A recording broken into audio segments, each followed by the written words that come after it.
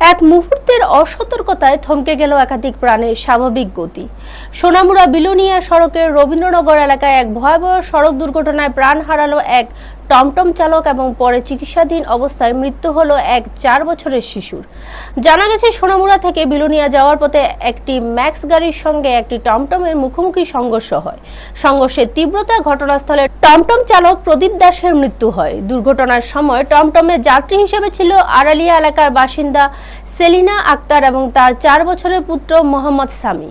দুর্ঘটনায় তারা দুজনেই গুরুতর আহত হন। ঘটনার পর স্থানীয়রা দ্রুত এগিয়ে এসে আহতদের উদ্ধার করে মেলাঘর হাসপাতালে নিয়ে যায়। সেখানে প্রাথমিক চিকিৎসার পর তাদের উন্নত চিকিৎসার জন্য আগরতলা জিবি হাসপাতালে পাঠানো হয়। পরবর্তীতে সেখানে শিশুটি মারা যায়। আহত সেলিনা আক্তারের চিকিৎসা চলছে।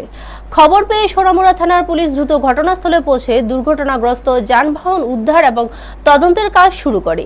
এই মর্মান্তিক ঘটনায় এলাকায় শোকের ছায়া নেমে এসেছে। ব্যুরো রিপোর্ট, নিউজ তৎকাল 24।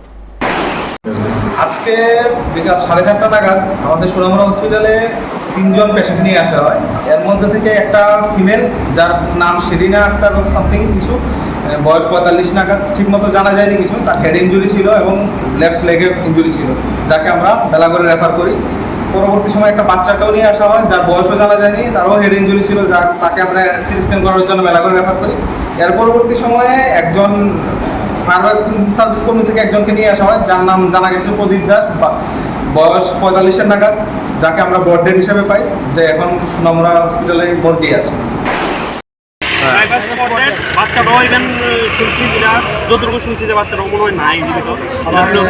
অনেকে সবাই মিলে টানাটানি করেছিল, বাইকও হয় না, অনেক চেষ্টা করার পরে বাইক দিচ্ছে।